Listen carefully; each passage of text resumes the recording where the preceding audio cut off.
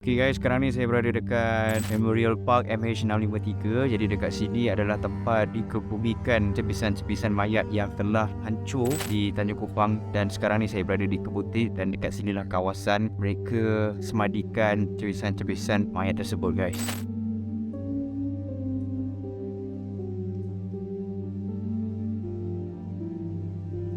Bila kita cakap sejarah hitam syarikat penerbangan di Malaysia, mesti dalam kepala otak kita sekarang ni tengah fikir pasal misteri hilangnya MH370 dan juga MH17 yang ditembak oleh puak pemisah di Ukraine. At first, Kero pun memang macam tu guys. Kero ingatkan MH370 tu adalah insiden yang pertama yang melibatkan penerbangan di Malaysia. Tapi rupanya MH370 tu adalah insiden yang kedua yang melibatkan kapal terbang penumpang, dan insiden yang ketiga pula adalah MH17. Dan insiden yang pertama yang melibatkan kapal terbang penumpang adalah MH653 guys, dan terjadi ni berlaku pada tahun 1970-an. Padahal ramai yang terlepas pandang, termasuk Kero sendiri, sebab benda ni berlaku dah lebih kurang 40 tahun yang lepas dah guys. Tapi tak apa, sekarang ni kita akan cuba untuk ceritakan kembali apa yang berlaku sebenarnya ke atas MH653 tu. Let's go.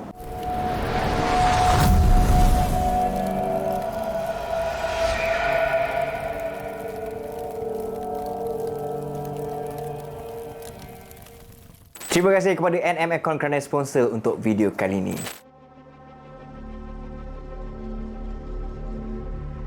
Pada 4 Disember 1977, pesawat Boeing 737-200 dengan kod nama MH653 telah dijadualkan untuk membuat satu penerbangan domestik dari Pulau Pinang ke Kuala Lumpur dan kemudiannya ke Singapura pada jam 7.21 malam. Pesawat MH653 dikendalikan oleh kapten pilot yang bernama GK Ganjo dan dibantu oleh co-pilot bernama Kamarul Zaman Jalil. Semasa dalam penerbangan, pesawat MH653 telah memuatkan seramai 100 orang yang di mana ianya terdiri daripada 93 orang penumpang dan 7 anak kapal. Daripada 93 orang penumpang tu pula, terdapat 5 orang kenamaan ataupun 5 orang yang penting pada masa tu, iaitu Menteri Pertanian Malaysia, Ketua Pengarah Jabatan Kerja Raya, 2 orang pegawai Bank Dunia dan juga seorang duta Kuba. Kemudian adalah lagi 14 orang penumpang yang di mana diorang ni masing-masing adalah warga negara luar daripada negara Malaysia. Kiranya bukan orang Malaysia lah. Asal tiba-tiba rasa panas Lah, padan lah. Aircon tak servis. Tak apalah, NM Aircon kan ada. Call je lah diorang. Kepada korang yang duduk dekat area Johor Bahru, anda kata aircon korang tak sejuk, dah lama tak servis ataupun nak pasang aircon baru, jangan risau guys, sebab dekat Johor Bahru ni ada NM Aircon. And diorang sekarang ni tengah buat promotion raya sampai 22 Mei 2023 tau guys. Korang just gunakan kod KARULNM, and sekarang ni diorang ada offer yang di mana kepada sesiapa yang beli aircon dekat NM Aircon, korang akan dapat free service tau. Dah jimat banyak dah dekat situ dapat free service. Pasal harga, jangan risau guys, harga yang diorang tawarkan pun memang sangat-sangat berbaloi. And yang paling penting, servis diorang macam gini, mantap weh. Sebab Kero sendiri dah rasa macam mana diorang punya servis tu. Hari tu lepas diorang servis Kero punya aircon, diorang ada bagi tahu diorang ada provide warranty sampai 30 hari jika ada apa-apa yang berlaku dekat aircon kita. And servis yang paling mantap, selepas sehari diorang servis aircon dekat rumah Kero ni, sehari lepas tu diorang ada call Kero untuk tanya macam mana keadaan aircon dekat rumah Kero ni, ada masalah ke apa ke. Tapi alhamdulillah semuanya tak ada masalah and berfungsi dengan baik selepas diorang buat servis dekat rumah Kero. So korang just WhatsApp je link dekat bawah ni ataupun message di Facebook NM Aircon and gunakan kod KARULNM. Korang kena cepat sebab promosi ni valid sampai 22 Mei 2023 je guys. Pada pukul 7.21 malam, semasa pesawat MH653 nak berlepas daripada Pulau Pinang ke Kuala Lumpur, semuanya berjalan dengan lancar dan tak ada apa-apa masalah pun yang berlaku pada masa tersebut guys. Masa pesawat tu sedang berada di udara, terbang, and then pada jam 7.54 malam, akhirnya pesawat tu pun hampir sampai ke destinasi and nak memulakan pendaratan diorang, which is masa tu nak landing dekat lapangan terbang Subang Jaya.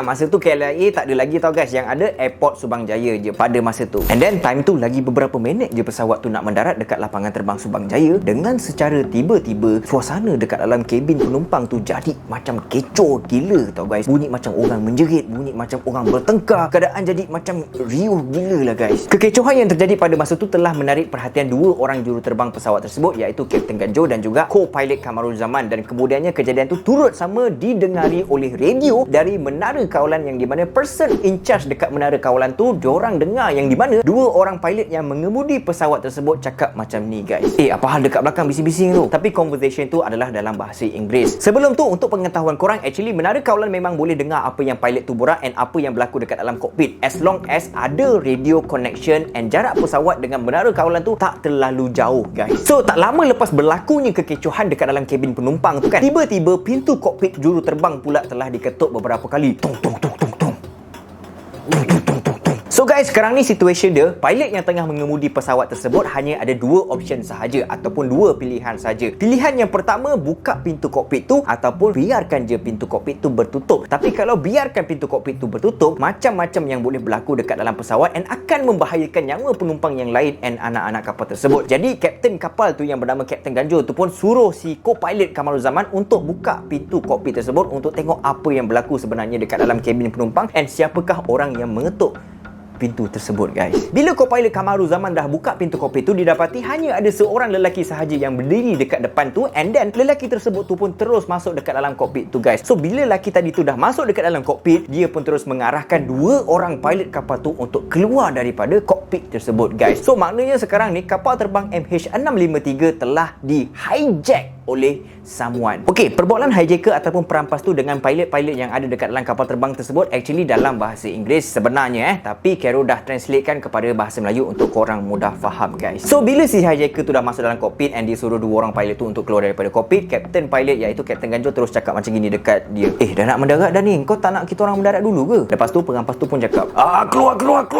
Dalam pada masa yang sama, si hijacker tadi tu pun pergi suruh salah seorang daripada pilot kapal terbang tu untuk putuskan connection radio daripada radio kapal terbang tu dengan radio di Menara Kawalan, dan benda ni kemudiannya akan menyebabkan pengawal trafik dekat Menara Kawalan dah tak boleh nak dengar apa yang berlaku dekat dalam MH653 tu, guys. Tadi diorang boleh dengar, sekarang diorang dah tak boleh nak dengar sebab connection radio dah terputus, guys. Okay guys, macam yang Kero ceritakan tadi tu, kapal terbang MH653 ni memang dah nak mendarat dah, and kapal terbang tu pun berada pada ketinggian yang rendah tau. Ketinggian untuk mendarat adalah senang cerita kan, tapi disebabkan kapal terbang diorang telah di-hijack oleh someone, jadi kapal terbang tersebut terus terbang pada aras yang tinggi semula and terus bergerak ke arah yang lain tau, guys. So situation dia sekarang ni, guys, bila kapal terbang tu dah terbang pada aras yang tinggi, kapten kapal terbang tu pun tanyalah dekat si hijacker tu, kemanakah destinasi yang dituju oleh si hijacker, kemanakah si hijacker ni nak pergi sebenarnya, where is the exact location yang kau nak pergi sebenarnya ni. Tapi si hijacker tu tak jawab pun soalan yang ditanya, and then kapten kapal tu pun terus bagi tahu dekat si hijacker tu yang di mana minyak kapal terbang tu dah nak habis dah. Bila mana minyak dah nak habis, kapal terbang tu memang dah tak boleh nak terbang lagi jauh lah cerita dia kan. And dalam pada masa yang sama, kapten kapal terbang tu juga cuba untuk meyakinkan si hijacker tu yang di mana diorang memang kena kontak dengan Menara Kawalan supaya perjalanan di udara berjalan dengan lancar. Tadi kan si hijacker tu suruh putuskan connection, and then diorang putuskan, this is just for your side info je lah. Kapal terbang pun boleh berlangkah sesama sendiri jika tidak berhubung dengan Menara Kawalan, sebab Menara Kawalan itulah yang akan bagi direction yang selamat untuk sesebuah kapal terbang tu berjalan. Kalau tak, kau bayangkan je lah, ada satu kapal terbang nak mendarat and dia tak berhubung dengan Menara Kawalan, lepas tu at the same time ada satu lagi kapal terbang yang nak berlepas daripada airport. Kapal terbang yang nak mendarat tadi tu tak tahu yang di mana ada kapal terbang yang nak berlepas. Jadi memang boleh berlaku pelanggaran lah cerita dia, guys. Itulah betapa pentingnya connection dengan Menara Kawalan. So kita sambung balik pada cerita yang tadi tu, yang di mana bila kapten kapal dah berjaya untuk meyakinkan si hijacker tu untuk buat connection dengan Menara Kawalan, maka si hijacker tu pun bagi permission kepada kapten kapal untuk buat connection dengan Menara Kawalan, and si hijacker tu juga pergi suruh si kapten kapal tu untuk bagi tahu dekat Menara Kawalan yang di mana kapal terbang dorang sekarang ni tengah menuju ke Singapura. Maknanya si hijacker tu suruh kapten kapal bergerak ke Singapura lah. So guys, sebelum si hijacker tu masuk dekat dalam kokpit tadi kan, si hijacker tu kan dah buat kecoh dekat ruang penumpang, betul tak? Jadi guys, bila dah ada kekecohan dekat ruang penumpang, mesti ada beberapa penumpang yang rasa macam mesti ada something happen on that plane yang diorang tengah naik sekarang ni. So untuk mengelakkan penumpang jadi macam panik and kemudiannya akan menyebabkan kapal terbang tu jadi bertambah kecoh, maka pramugari cuba untuk menenangkan penumpang dengan cara bagi tahu kepada semua penumpang yang di mana kapal terbang yang diorang tengah naik sekarang ni terpaksa melencong sikit ke arah yang lain di atas faktor cuaca yang tak berapa nak cantik pada masa tersebut. Walaupun nampak macam alasan tu tak berapa nak kukuh ataupun macam tak function je alasan tu, sebab dah berlaku kekecohan dekat ruang penumpang tadi tu, mesti orang ramai dah shut something kan. Tapi nak tak nak, itulah tugas sebagai seorang pramugari untuk tenangkan para penumpang yang ada dekat dalam kapal terbang tu, guys. Tak lama lepas tu, dengan secara tiba-tiba si hijacker tadi tu terus cakap dekat pilot kapal terbang tu macam gini, kau mendarat sekarang. Kalau korang nak tahu, pada masa si hijacker tu suruh pilot tu untuk mendarat, kapal terbang tersebut berada pada aras 21,000 kaki, guys. Memang tak boleh nak mendarat terus lah cerita dia. Tinggi tu 21,000. And then si hijacker tu terus cakap lagi, aku tak main-main ni, cepat landing sekarang. Bila dah nampak situasi macam jadi makin keruk, pilot pun cubalah untuk tenangkan keadaan. Diorang jelaskan dekat si hijacker tu elok-elok, and keadaan pun jadi okey balik. Tak lama lepas tu si hijacker tu tanya lagi, berapa jauh lagi nak landing ni? And then pilot pun cakap, lagi 70 batu kita akan landing, kita dah nak sampai dekat Singapura dah ni. So guys, pada ketinggian 11,000 kaki ni dekat area Batu Pahat masa pesawat nak on the way landing dekat Singapura kan. Tiba-tiba si hijacker ni naik angin dengan dua orang pilot tu, tapi berdasarkan pita rakaman suara kokpit tersebut, apa yang dia cakap tu tak berapa nak jelas guys. Apa yang dia mengamuk sangat pun tak tahu sebab apa, dan dalam suasana yang agak kecoh tu, si hijacker terus cakap macam gini dekat pilot tu, "Kau tipu aku kan?" Kemudian kedengaran yang Kapten Ganjo macam jerit,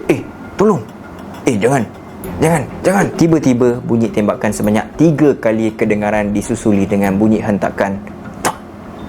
Suara pilot Ganjo masa tu kedengaran lemah macam mengerang kesakitan macam And tak lama lepas tu tak ada apa-apa suara lagi yang keluar daripada mulut Kapten Ganjo, which is masa ni dipercayai yang Kapten Ganjo dah mati kena tembak dengan si hijacker tu guys. Mungkin juga co-pilot Kamaruzaman turut ditembak sekali pada masa tersebut. Beberapa minit lepas tu bunyi amaran kelajuan tinggi pun mula kedengaran, yang di mana pada masa tu pesawat MH653 sedang berada dalam keadaan tengah menjunam ke bawah dengan kelajuan yang sangat-sangat tinggi guys.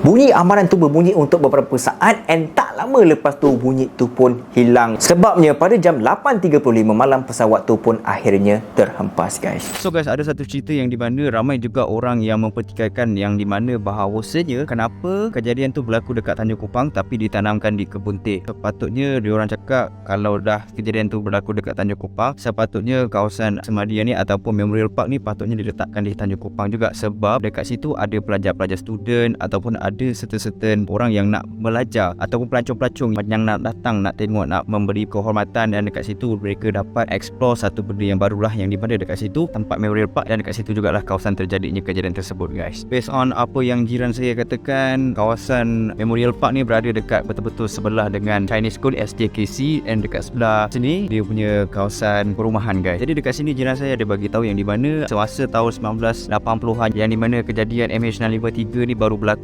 Pada masa tu kawasan area kebun teh ni macam kawasan-kawasan hutan macam gitulah, tak dinaikkan lagi, dan pada masa tu juga mereka katakan ada berlakunya gangguan lah dekat area sini, tapi saya tak pasti mengikut apa yang dikatakan oleh jiran saya tu, tapi itulah apa yang beliau ceritakan kepada saya. So dekat sini kita dapat lihat lah ada beberapa juga orang yang menghantar bunga and macam-macam pelbagai barangan kat sini, ada bunga, lepas tu ada makanan-makanan, ikut kepercayaan masing-masing guys. Jadi guys, bila anda datang ke kawasan kebun teh di Johor Bahru, korang boleh search dekat Google. Bila korang sampai dekat sini guys, korang bolehlah sedekahkan Al-Fatihah pada yang beragama Islam guys. Pesawat MH653 menjunam dari langit dan terhempas dekat kawasan Paya Kampung Ladang, negeri Johor yang berhampiran dengan sempadan Singapura pada masa tu. Sebenarnya guys, lagi 5 minit je nak sampai dekat airport Singapura tu, tapi mungkin tak tahulah perampas ni bodoh ke apa ke, tapi mungkin gelabah ke, so dia cuak, dia bunuhnya si pilot 2 orang tu. Last dia pun sekali mati. Masa pesawat MH653 terhempas, satu letupan yang sangat dahsyat telah berlaku, and pesawat ditemui dalam keadaan yang dah hancur sepenuhnya guys. Dalam kejadian nahas tu, tak ada seorang pun yang terselamat, and pasukan mencari dan menyelamat yang sampai masa tu cuma dapat jumpa cebisan mayat je guys. Hancur lebu semua. Penduduk sekitar juga mengatakan yang masa pesawat tu terhempas dekat perkampungan diorang, memang kuat gila bunyi letupan tu, sampaikan diorang rasa macam bergegar kejap tau rumah diorang. Mana tak bergegar kalau dah pesawat tu menjunam daripada langit dalam kelajuan yang sangat laju.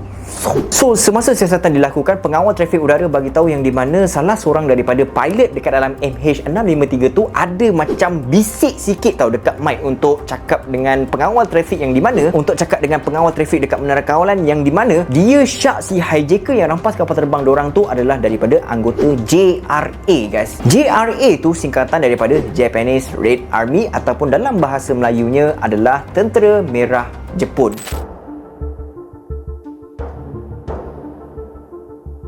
Apa benda JRA ni? Okey, JRA ni dia adalah sebuah organisasi komunis yang cuba untuk mengubah satu dunia dengan cara keganasan. Apa benda semua yang dia buat mesti akan buat dengan ganas dan tidak berperi kemanusiaan. Sebelum ni bukan setakat diorang ni dikaitkan dengan MH653 je diorang hijack, tapi pesawat lain macam Japan Airlines pun diorang pernah hijack juga tau. Pada tahun 1972, JRA juga pernah melancarkan satu serangan bersenjata dekat lapangan terbang Lod dekat Tel Aviv di Israel sehingga mengorbankan seramai 26 orang orang. Sasaran JRA ni dia tak kira tempat, semuanya dia pergi balun. Asalkan negara tu tak bersependapat dengan idea dia, confirm negara tu akan kena serang. Antara negara yang dah pernah kena serang dengan JRA ni adalah Singapura, yang di mana dia pergi attack Shell dekat Singapura. Lepas tu diorang ada attack kedutaan Perancis dekat The Hague. Lepas tu diorang serang juga bangunan American Insurance Associate dekat Kuala Lumpur, yang mana seorang konsul Amerika Syarikat menjadi tebusan, dan juga lapangan terbang Antantuk kat Istanbul pun tak terkecuali diserang oleh anggota JRA ni guys. Walau bagaimanapun, pihak penyiasatan dan kerajaan Malaysia di bawah Menteri Dalam Negeri tak menjumpai sebarang bukti untuk mengaitkan JRA dalam rampasan pesawat MH653 tu, dan secara tak langsung menafikan penglibatan JRA ni guys dalam kes tersebut. So si JRA ni juga tak mengaku bertanggungjawab ke atas kejadian tu, which is kalau betul lah diorang terlibat sekalipun, macam tak logik lah kalau diorang ni tak nak mengaku, sedangkan pihak pengganas ni biasanya akan mengaku lepas diorang dah buat hal. Disebabkan itu, pihak penyiasat percaya yang sebenarnya cuma ada seorang je perampas yang ada dekat dalam pesawat MH653 pada masa tu guys.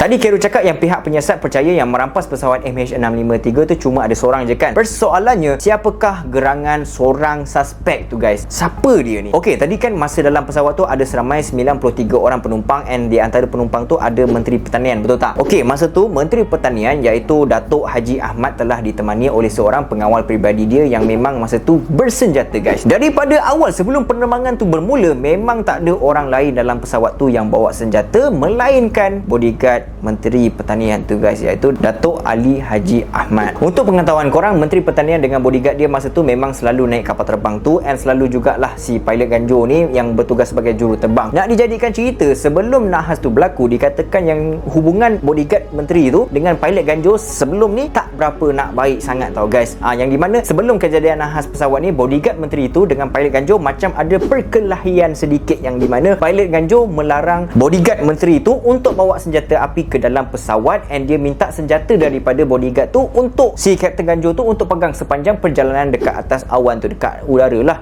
Sebabnya ialah based on undang-undang memang tak boleh nak bawa senjata api dekat dalam pesawat tau. Jadi guys, motif untuk dakwa bodyguard tu yang menjadi punca kepada nahas pesawat MH653 adalah kemungkinan disebabkan rasa tak puas hati antara bodyguard tu terhadap pilot Ganjur. So dia ambil keputusan untuk hijack pesawat tu semata-mata untuk bunuh pilot Ganjur. Since dalam rakaman yang Khairul cerita awal tadi tu, pilot Ganjur ni yang terbunuh dulu sebab kena tembak kan. Tapi dakwaan tu disangkal sebab memang tak logik lah nak bunuh seorang je, dah kenapa sampai nak melibatkan satu kapal terbang termasuk dengan dia and bos dia iaitu Menteri Pertanian tu sekali, betul tak? So memang tak masuk akal lah, and pendapat tu ditolak guys.